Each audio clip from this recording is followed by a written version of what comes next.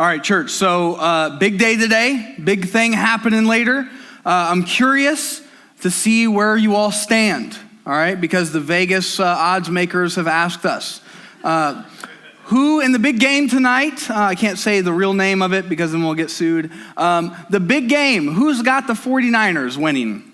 Show of hands, just put it up proud, it's fine. All right, who's got the Chiefs? Okay. All right, who's cheering for the commercials? Who doesn't care at all? Okay. If you are curious, I'll be cheering for the Cowboys to be taking notes. You know what I'm saying? Yeah, hopefully they are. I wonder if you resonate with this. Back in the day, things just seemed to move slower. Back in the day. Anybody resonate with that? Back in the day, that was a Wednesday, by the way. Growing up, I don't know about for you, but for me, growing up, I enjoyed, the parents told us to get out of the house when we were kids, summertime. Just get out of the house. I don't want to see you until it's dark. I'm like, okay, I'm out, right? We don't do that now, but I would go out and we'd be riding bikes with my friends. We'd be making these big dirt ramps and we'd jump the dirt ramps, and it's awesome next to train tracks, which was not, safe at all, but it was something fun. We'd play baseball, we'd play basketball, we'd probably get into trouble, but we'd be having fun. And really, all throughout the day, we'd just be enjoying the day as it came. Just all the time. The time was just a gift from God to us that we were just enjoying. We weren't worried about being somewhere. We weren't worried about someone's expectations. We just knew that at some point we wanted to eat lunch. And when we got thirsty, we just went to the hose and we just got some water, right? And we just kept on going. Things seemed to be moving slower back in the day. I'm sure all of us resonate with that. But there's a transition that happens, right? We get a little bit older and we want to make some money, so we start getting this part-time job while we're working or while we're going to school. And, we start doing that and our schedules fill up because we're doing more stuff. We're doing extracurriculars or sports or whatever it is, just things start getting busier. And we start doing that, and then, we get into college or we go into the workforce and our schedules just continue to fill up. And if you then start a family or something like that, you start having kids, then things just get busy. I don't know, for those of you who don't have kids, just understand, for those of us who have kids, for us to get out of the house and go somewhere is a chore, okay? You never thought it would be difficult to just get up out of the couch and just get in the vehicle to leave. That is a World War III in the house, okay? But anyway, we have this happening, right? And we see ourselves, and as we get into the workforce and start in our careers, we see ourselves becoming more stressed because there's more stuff required of us. We have more time that is just consumed by other stuff. And it seems like even when we get an off day, we're not off because we're doing stuff and we're just trying to keep up. And we kind of step into this space where most American adults, the American Psychological Association did a study, and they found that about 3/4 of American adults feel either they have emotional signs or physical signs or both of stress, symptoms of stress. And I'm just curious, in the last week, has anyone experienced stress? Just by a show of hands, anybody experienced stress for the last week? Anybody who hasn't raised your hand, we need to learn from you. So you can come up and share and we'll just all listen. Or you have a lying problem and then that wouldn't work out either. But so they did a study, and this was a few years old, but this is kind of captures the essence of the kind of physical symptoms that we experience when we're dealing with stress. 42% of Americans report experiencing irritability or anger. Anybody just you get to work one day and you're just you know what? If anybody says something to me, they look at me like that, they're just getting punched in the mouth, just straight up. You wouldn't admit that, but you're saying it in your head, right? It's if she says that again about my shirt or my dress, about to go down, throwing bows. Anyway, you don't do that, you good Christian folks. 39% of Americans report feeling anxious. Sometimes you just have this anxiety in you, your heart's racing, it's hard to breathe, and you don't know why, it's just there. 37% of Americans report feeling tired, and the church said, amen. That's why all of you have coffee, and I can see when you sleep, by the way. Just so you know. Maybe someday I'll get like something to throw at you. 37% of Americans report feeling depressed or sad. Our culture's stressed out, y'all. Our culture's stressed out. And many of us are as well. And the interesting thing, like as technology advances and starts to kind of become more a part of our life, and we become more connected and we're bombarded with notifications and messages and all this stuff, like the amount of information we have to siphon through in our day and time is unheard of in the history of our existence as human beings. And as technology advances, the interesting thing is that the people who are creating this new technology that is making us, more efficient and move at a faster pace and have access to more information, they themselves are seeing what they're doing to us, and they're seeing that as not good. So like the people who are, for example, Google's headquarters. You go into Google, go into their headquarters, and what you'll see is like trampolines and tree houses and employees spending a fifth of their time each day just having some margin, thinking about whatever they want to think about. Probably come up with some really awesome ideas, because when you don't have anything to work on, your brain actually works. Isn't that crazy? So like they're doing that, and like Silicon Valley, like where the epicenter of all this technology is coming from, many of them, they get to Friday, they turn like off most of their devices. They call it an internet Sabbath, because they see the kind of harm that's being done of when we're just constantly connected to our cell phones, to our devices, to the internet, and all of that. We just see that, and they start like Friday to Monday, like they're just not on it. They turn it back on Monday and they're ready to go, continue doing what they're doing. Plenty of people who are not religious at all have started to see the value in and started to engage in meditation, because they see like we just need some space in their brains, in their world, in their life that's just not taken up by stuff, by people's expectations, by people's requirements, by people's notifications. And so they're leaning into this. And the interesting thing is the culture is seeing this, and they're even advocating for this non-religious kind of like break from work where you just don't do anything. They're like seeing the value of this kind of religious stuff, but they're not doing the religious thing, just the practice of it.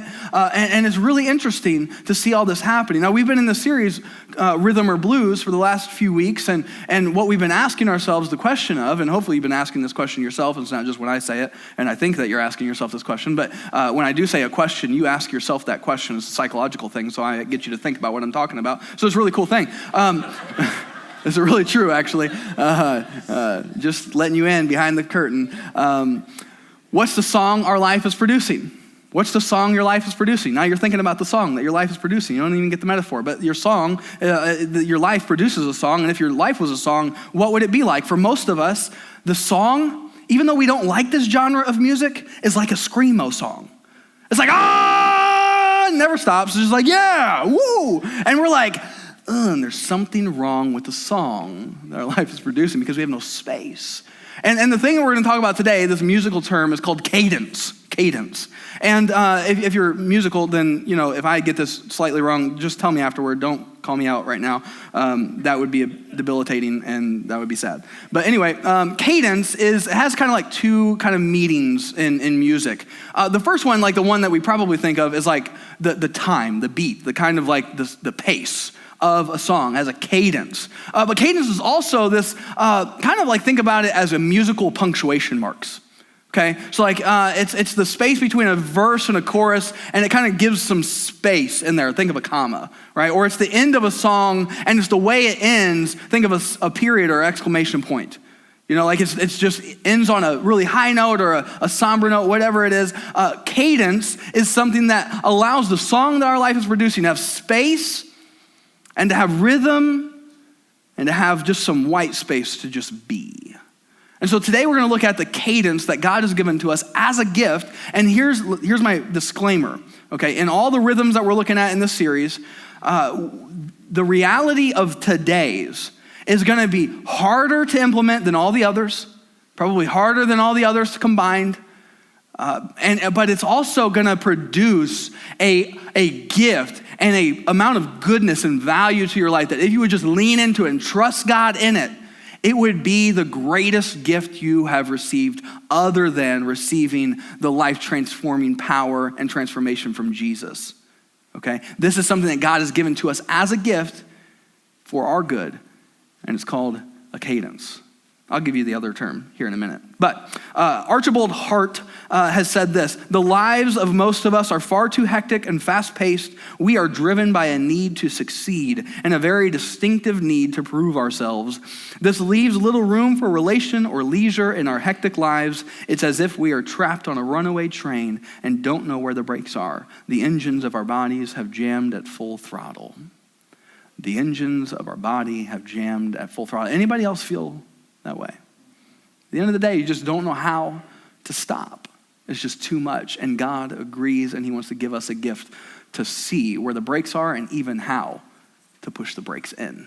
So we're not a runaway train headed for destruction. So if you have a Bible, go ahead and turn to Exodus chapter 20. Exodus chapter 20 is in the first part of your Bible. Just flip it open to Genesis and flip a little bit longer, and you'll get to Exodus chapter 20.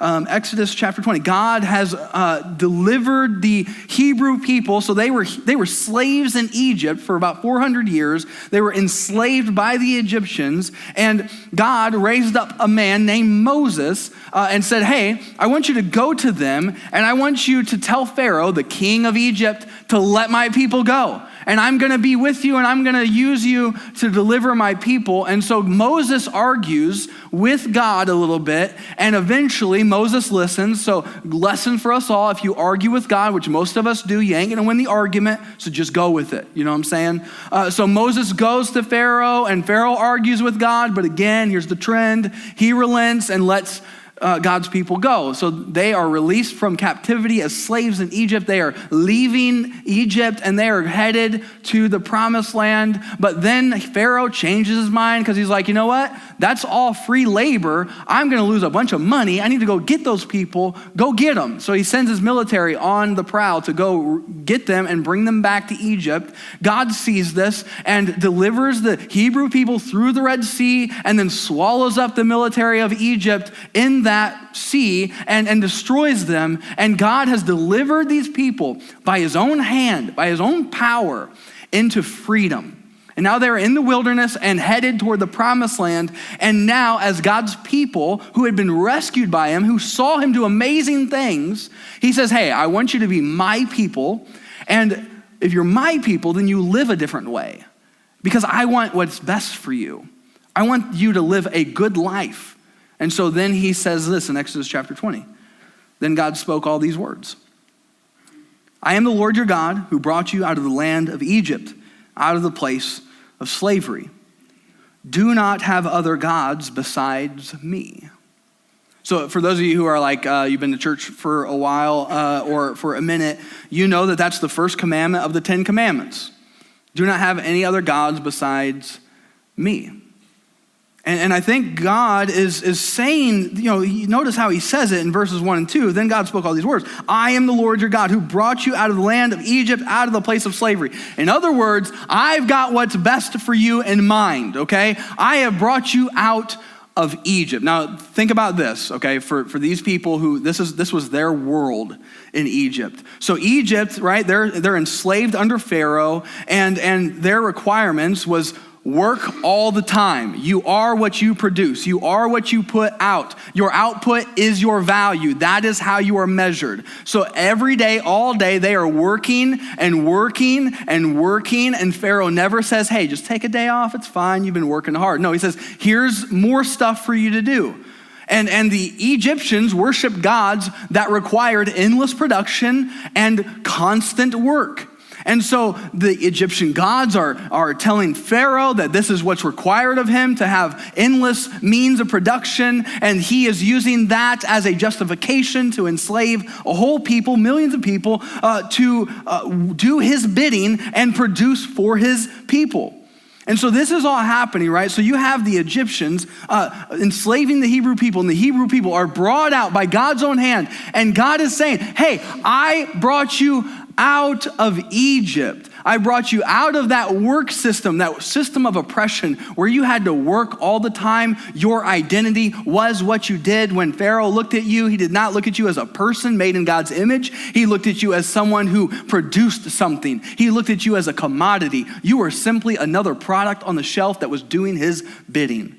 And can you imagine having generations upon generations upon generations living that way, having that kind of expectations on them, 400 years of expectations of constant servitude and constant oppression.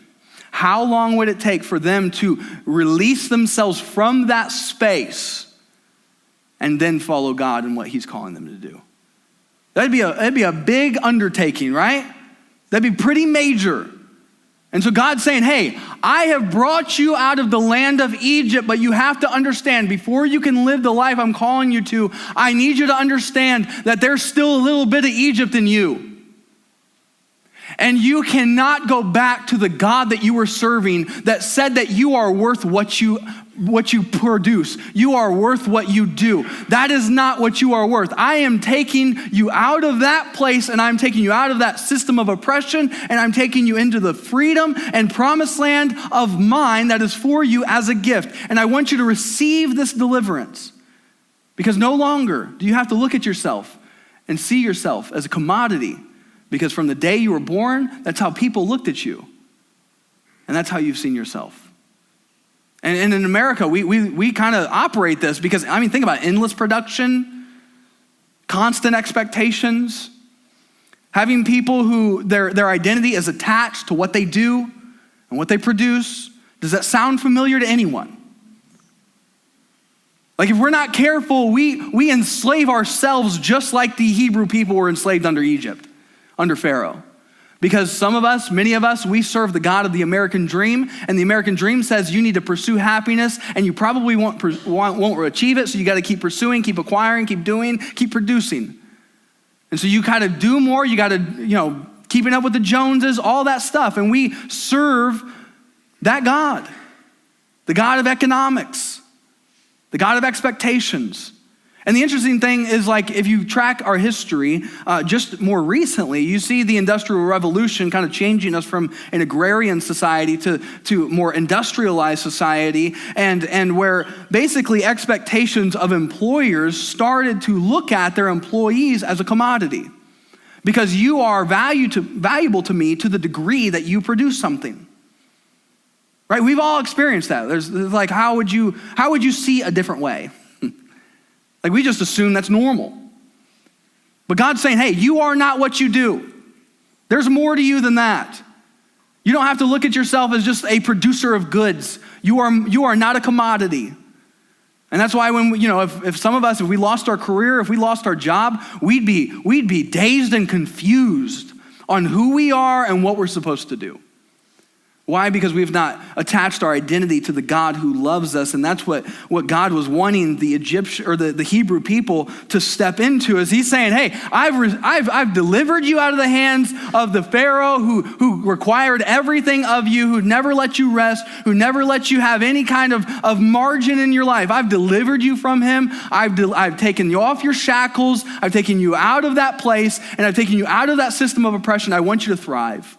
I want you to thrive. And for us, we know that there was a better Moses who has come, and his name is Jesus Christ of Nazareth. And he came to the people, and he freed them also from slavery, but slavery from our sins, slavery from not just our sins, but also the systems of oppression of our culture, and has brought us out of that and into his family, into his place, into his kingdom, so that we can live a different way. So we don't have to live in that way. He says, I'm brought you out of that. I'm the God who loves you and cares for you and wants you to thrive in this thing called life. I've come to give you abundant life.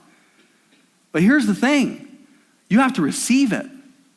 You have to understand that even though you are now out of Egypt, there's still a little bit of Egypt in you. And for all of us who live in this place, which all of us live in this place called the earth, we've had enough time to mess things up. We've had enough time to create these expectations for ourselves and for others. And we just have to see that there's another way. And the God who loves us and has delivered us, he's the one who has given us a gift. And now we're going to get to that gift, the cadence that our lives need. Verse 8. Remember the Sabbath day to keep it holy. You are to labor 6 days and do all your work, but the seventh day is a Sabbath to the Lord your God.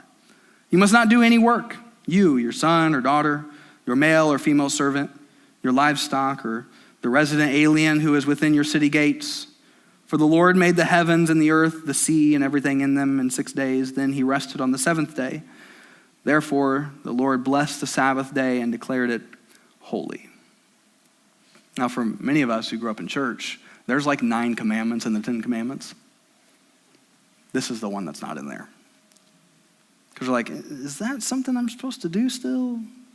Like, I'm good with no other God beside me. Don't make an idol. Don't take the Lord's name in vain. But don't murder. Got that, God? Sweet. Don't steal. Don't covet your neighbor's wife or house or car. Keep the Sabbath. Huh? I mean, I'm guessing there's probably plenty of people in this room who've never heard a sermon on the Sabbath. Yeah? Here's the reality for us. Let me give you here. What is the Sabbath? The Sabbath is a 24-hour period of time where God tells us for our good, again, okay? He's the one who brought us out of Egypt, out of the shackles of sin. He's delivered us. He wants what's best for us. He's saying 24-hour period of time, every week, 1/7 of your time, I want you to slow down and rest. And think about how different this is from the gods of Egypt to the God of Israel, the one who delivered them. The gods of Egypt, Pharaoh and all of them said, do more, do more, do more all the time, never take a break, just keep on going, because if you break your back, I don't care, I'll get another one of you. It doesn't matter. Keep on going, you are a commodity to me. And the God of Israel who brought them out of the land of Egypt said, hey, I want you, listen to this is my command to you. Don't do anything. Rest. Just nothing. You don't have to produce anything. I don't want you to produce anything. I want you to rest. I want you to just take this day and make it holy, put it set apart as to me, unto me, the Lord, the one who created you and loves you. And guess what, guys? Hey, I created everything that you can see in 6 days, and I rested on the seventh. Not because I was tired, but because I wanted you to see a pattern. That what's best for you is for you to not give in to the constant expectations of the culture that says you have to do more and be more. And if you ever have a day where you just don't do anything, then you're lazy and a bum. That's not the way God would want us to live. And so he's telling these people who were enslaved for 400 years, generations upon generations, to say, hey, I want you to understand that I want you to rest. To rest. To just take it slow.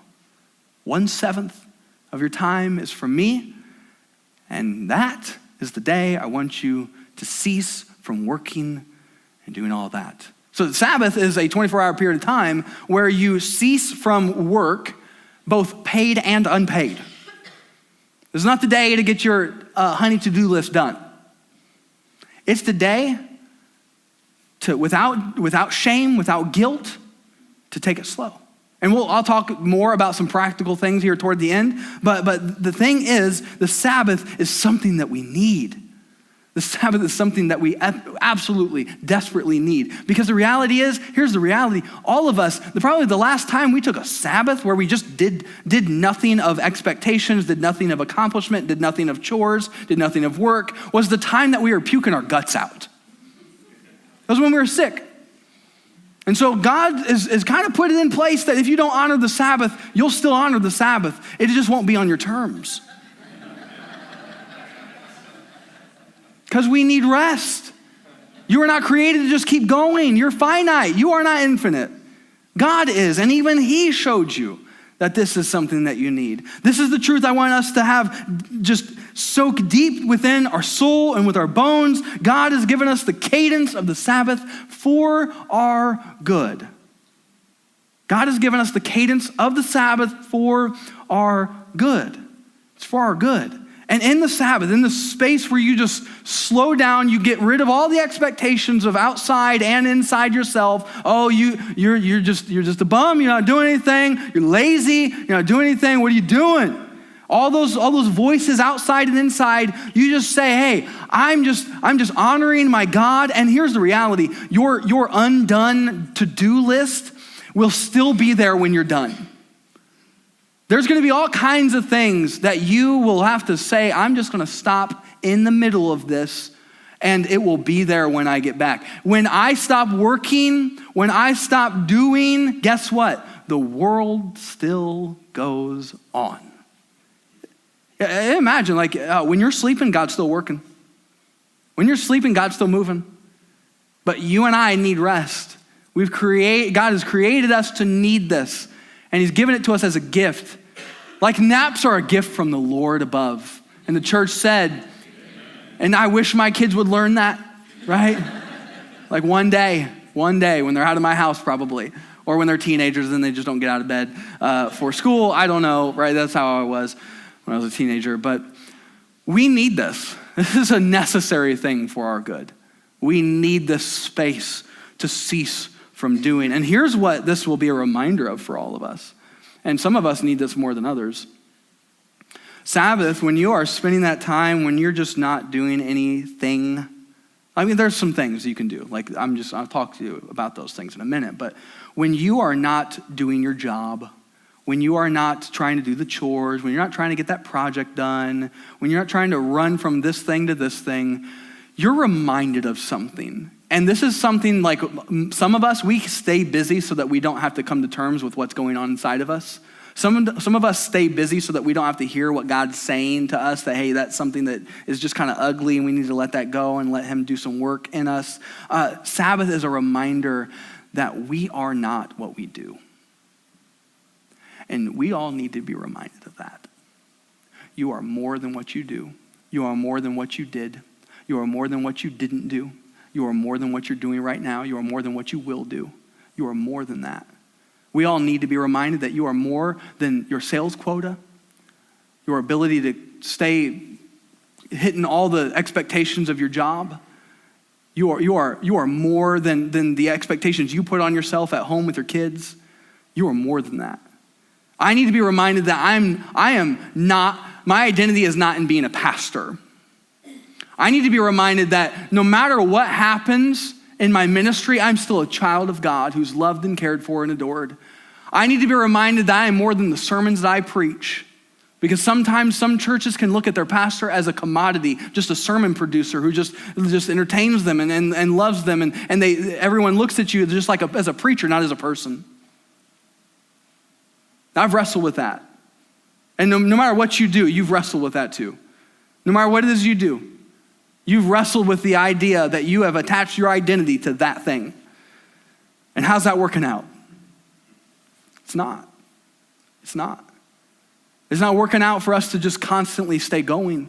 We have to slow down. Otherwise, something will happen and we'll be forced to slow down. And Jesus, if you read the Gospels, he says all these things and kind of comes against the Pharisees, these religious leaders of the day, of Jesus' day. And they're always like trying to, basically they put a fence around the Sabbath and they put all these expectations on people and saying, you can do this specific thing, but you can't do this other specific thing. And Jesus is always trying to basically go against them, not because he's just trying to be combative, but just because they have it all wrong. Like the Sabbath is not supposed to be this oppressive day where you have to abide by all these rules. The Sabbath is a gift. And Jesus says this in Mark chapter 2, verse 27. He says this, then he told them, the Sabbath was made for man and not man for the Sabbath. The Sabbath was made for man, not man for the Sabbath. So you don't serve the Sabbath, you serve a God who has given you a gift, the Sabbath for your good, as a gift for you. And so this is not a place where we are going to condemn each other for messing up our Sabbath day or whatever. But this is a space for us to receive a gift that the God who loves us has given us and to open it and enjoy it. Sarah and I have started doing, observing the Sabbath, trying to work through this, starting late summer last year, early fall, something like that. And I'll just tell you, this is one of the hardest things we've tried to do. Just period. And it's difficult because, guys, when you start trying to do this, you'll realize how fast-paced you're living, how fast you're trying to go, how much the expectations of what's supposed to happen or what you think is supposed to happen is in your mind and in your psyche, is in your soul. And so we've tried to work this out, and we've been tweaking it and modifying it and failing and having some victories, and it's hard, it's just difficult. There's always some chores to do. There's always a project I want to work on. There's always something to happen. There's always something that will get in the way. And we've got 4 young kids. So it's not like Sabbath is just sitting chilling, drinking some sweet tea on the couch, right? So we got to still change diapers and stuff like that, right? So you don't let your kids just go off the deep end. If you have kids at home, you still have to do those things. But the posture we take toward this day is of slowing down, of resting, of trying to not put a bunch of expectations on ourselves and just to be in God's presence. And I'll tell you, it's hard. It's really hard. It's really, really hard. But it's been so worth it because we see, and I know that you see this in your own life too, we need it. We need it. We need the space to be able to breathe. And so I want to give you, first, before I do that, Eugene Peterson said this. This is a good quote. I'm going to make sure I say this. Sabbath is not primarily about us or how it benefits us. It is about God and how God forms us. Check this out. I don't see any way out of it. If we are going to live appropriately in the creation, we must keep the Sabbath. Eugene Peterson, pastor and writer, he's saying that we've been designed a certain way. And if we're going to live in the life that God's called us to live in, if we're going to thrive in this thing called life, then we need this.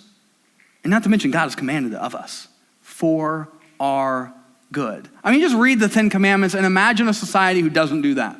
All those 10, all 10. You see it? It's a good picture? No. God's people are supposed to be his people set apart who live a different way. And the Sabbath is one of the most subversive, resistant things to our culture that you can do. Because you are declaring that, hey, our God is on the throne and I trust him that he's going to work it out even if I don't get my to-do list done. Even if I don't get my chores done. He's got it. He's got it. He's got it all worked out. And so here's some practical things. 4 Principles of Biblical Sabbath by Peter Scazzaro. If you were with us in November, you know that hopefully you know, we did some resource guides and I recommended his book, Emotionally Healthy Spirituality. And this is where this got me started going on the Sabbath thing. Because his premise for the book is that you cannot be spiritually mature while being emotionally immature. You can't be spiritually mature while staying emotionally immature. Ooh. Right? So I recommend the book. But anyway, he gives 4 principles of biblical Sabbath. The first thing is stop. Stop. Stop it. Stop it.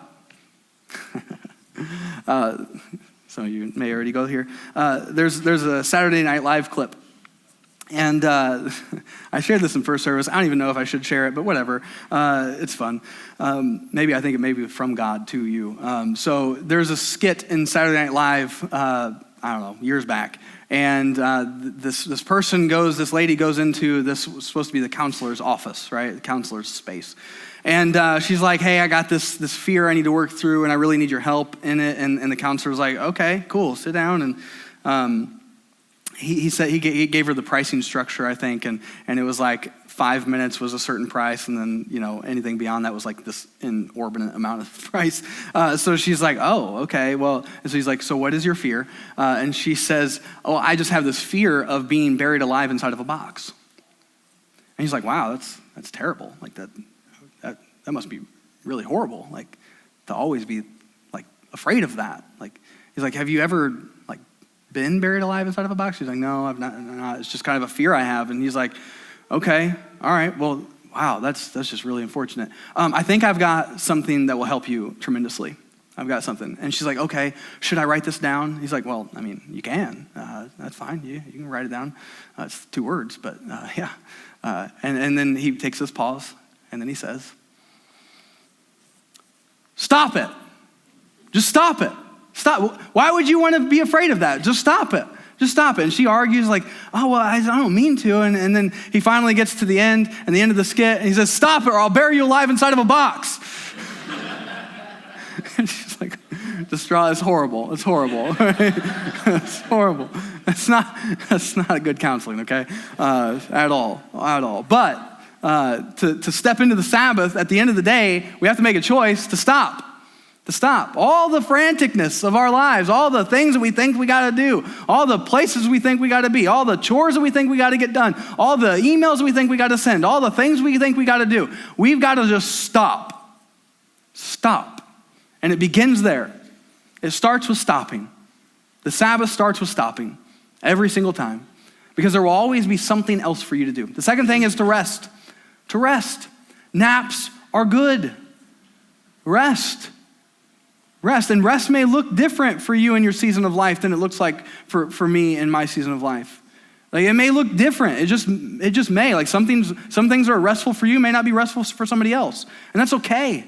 That's okay. Just spend time resting. Because when you spend time resting, you are acknowledging that God is on the throne. He's the only one who's infinite, and you are finite, and you have no ability to just keep going at his pace.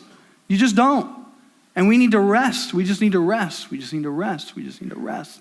We just need to rest. And the 3, this is the hard one probably for many of us to get our minds around it, delight. Delight. Get this. God wants us to have a space where we slow down enough where we can delight in the small things in life. To be able to go outside on a nice, cold, windy day like yesterday and take a walk with your children and to freeze your face, but to just enjoy it, to slow down, no expectations. To go and be able to sit on your back porch, and when it's warmer out, just listen to the rustling of the trees with the wind, to listen to the birds chirp. If you're close to Highway 1 like I am, listen to the cars drive by, wave, hey guys. To just be able to take space to just slow down, to look at a leaf and admire its beauty. I mean, maybe read a book. Drink a cup of coffee. Here's the cool thing. Instead of making a cup of coffee in a coffee maker, go and get a pour-over kit or a French press kit, something that you have to slow down. And it has to take some time. I love making a pour-over coffee on Sabbath. And get a tea kettle. Make some tea from a tea kettle. And a little bit of time will go by and something will start screaming. You'll think, where are my kids? What's going on? Ah! It's oh, it's the tea kettle. That's cool. Okay. No one's dying. That's great. No one's being strangled alive. It's great. Be able to slow down, read a book. Lay down, watch a movie with your kids. Do board games. We just got a new game because I'm wanting to, I don't resort or default to games all the time, but I'm realizing that that's because I condition myself to always, at the end of the day, want to watch a TV show because that's just how I decompress. And that's not really actually good for you because you don't actually decompress because your brain is trying to do all the things that the people on the screen are doing and all this stuff. There's scientific stuff. Another sermon, another day. But we got this game. I highly recommend it. Ticket to Ride. Ticket to Ride. Get the game. Hopefully they'll give me an endorsement deal on that. Give me a call, all right? FCCfamily.com, give us an email, we'll set you up. Anyway. But spending time to do things that are slow. They're slow. Delight in the small things.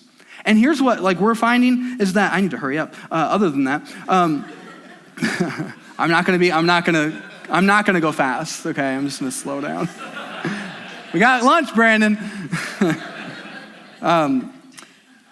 In observing the Sabbath as a family, we're teaching our kids how to rest, how to be people who honor God and don't live frantic, stressed out lives. Because who wants to be stressed?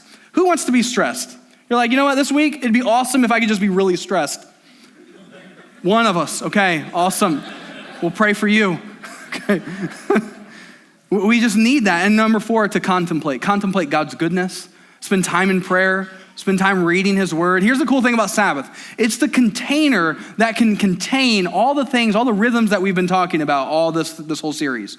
Sabbath is a space to get rid of the noise, to go from dissonance to resonance. It's a space to pray, to learn God's word, poco a poco, little by little. It's a space to pray, to have that chorus come out of your life, out of your song. It's a place to have that harmony, that three-part harmony of Christ-centered community, service, and generosity, to be ready for that. And by the way, Sabbath is a time to get some people together. You don't have to always just do it by yourself, but you can get together with family, get together with friends. Let it be a community thing, because that's what God's people had done from the beginning of receiving this. Here's what I think will happen. We will see that the Sabbath, if we give it a chance, if we give it a shot, and I know it's gonna be hard, and it will be hard, and it'll be difficult, because you'll see how just messed up our rhythms are in our life, that we can't even take one day and just cease to be doing all the stuff. But if you just give it a shot, you lean into it enough, you'll see that this is the best day of the week. The best day of the week. So like Sarah and I, because on Sunday mornings I'm up here doing this, and this is like, I love doing this, but I'm exhausted afterward, okay? Some of you smile at me, some of you don't, some of you are just like, and I see all that, okay? It all comes in. It all comes in. So I don't do Sabbath on Sundays, okay? Saturdays are our day, okay? But a 24-hour period of time. It could be Saturday from 6 p.m. to Sunday at 6 p.m. because maybe you have homework to do on Sunday night to get done. Or Sunday day all day, whatever. Like, just choose a day and give it a shot, because God has given us the cadence of the Sabbath for our good. So church, if we would just receive the gift that he's given to us, I believe that there would be some kind of blessing that would come, that we would be living less stressed out. And amen for that. Like, God has given us this ability to live in the way that he's called us to by the power of his Holy Spirit, to walk in a way that would be good for us. He wants to bless us, not just for eternity in heaven, but here right now. Because sometimes for some of us, for some reason, we've looked at the Sabbath and we thought, you know what? That just sounds terrible. That just sounds terrible. I just sit there and look at myself in the mirror or something. That sounds terrible. Like it kind of connects with how we look at heaven, I'm just gonna be like wearing a diaper on a cloud playing the harp. That sounds terrible, right? That's horrible. That's not how heaven's gonna be. That's a terrible existence, right? Harp is just, But anyway, God has given us the Sabbath as a gift to us. So let's stand and let's pray and let's sing to him. And church, I would just encourage you to give it a try. Next week, just give it a shot. Give it a shot. You'll have to plan for it. You'll have to spend some time preparing yourself for it. Like, you'll have to get as many chores as you can done. But at the end of the day, guess what? If there's still dishes in the sink, it's okay. Type A people, it's okay. It's all right. There's still laundry to be done. It's fine. It's okay. Just let it be and receive the gift that God's given us. Let's pray.